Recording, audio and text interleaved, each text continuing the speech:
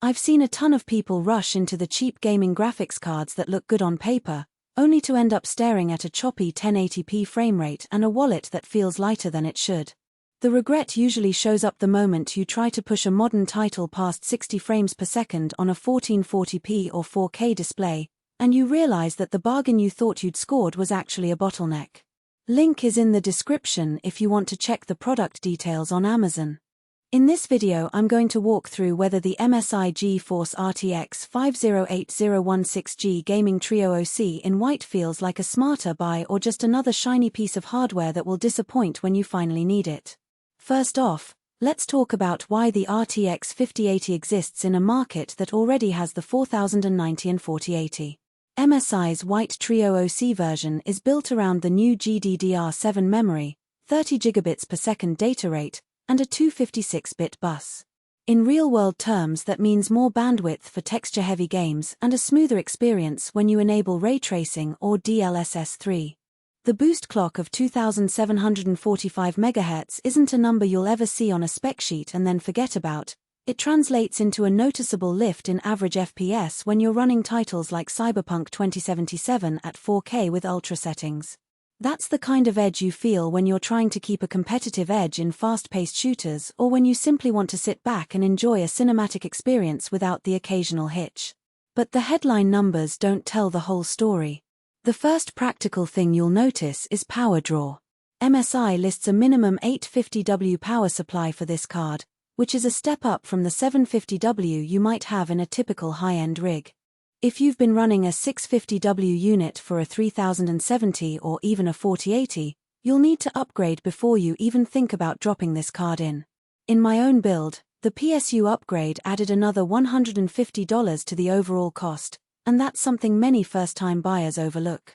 The power requirement isn't just a number, it's a hidden trade-off that can force you to rebudget for a new PSU, additional cables, and potentially a better-rated case to handle the increased heat. Speaking of heat, the Trio OC's triple-fan design does a respectable job. In a test run with a 360mm radiator already installed for the CPU, the GPU stayed around 70°C under a sustained 4K gaming load.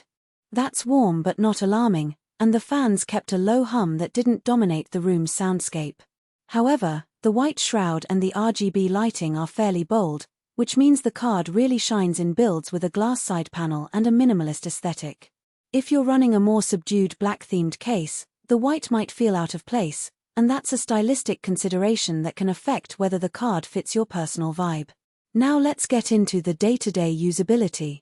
I tested the RTX 5080 on 3 different setups, a 1440p 165Hz monitor, a 4K 120Hz TV, and a dual-monitor workstation with one 1440p screen for work and a 4K screen for gaming.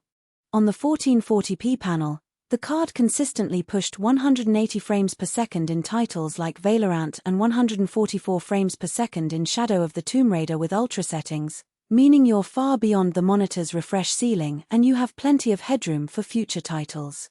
On the 4K TV, the story changes a bit. Cyberpunk 2077 hit around 78 frames per second with ray tracing on and DLSS 3 on, which is still smooth but starts to feel the limits of a single GPU at that resolution.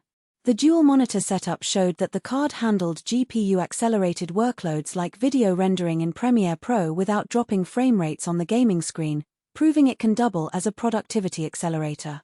Those numbers highlight who should consider this card. If you already own a 1440p high-refresh monitor or a 4K display and you want to future-proof your rig for the next 2-3 years of AAA releases, the RTX 5080 gives you a solid middle ground between the 4080's price and the 4090's power hunger.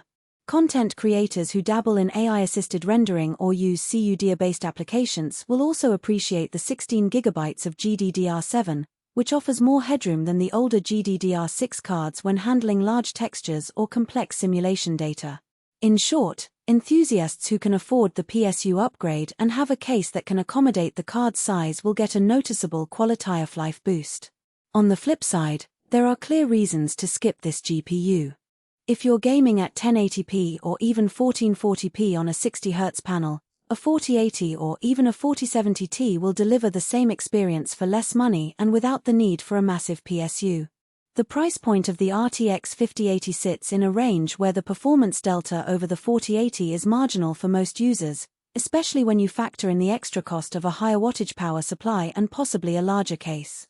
Also, if you're building a compact mini ITX system, the Trio OC's triple fan cooler and longer PCB will simply not fit, and you'll be forced to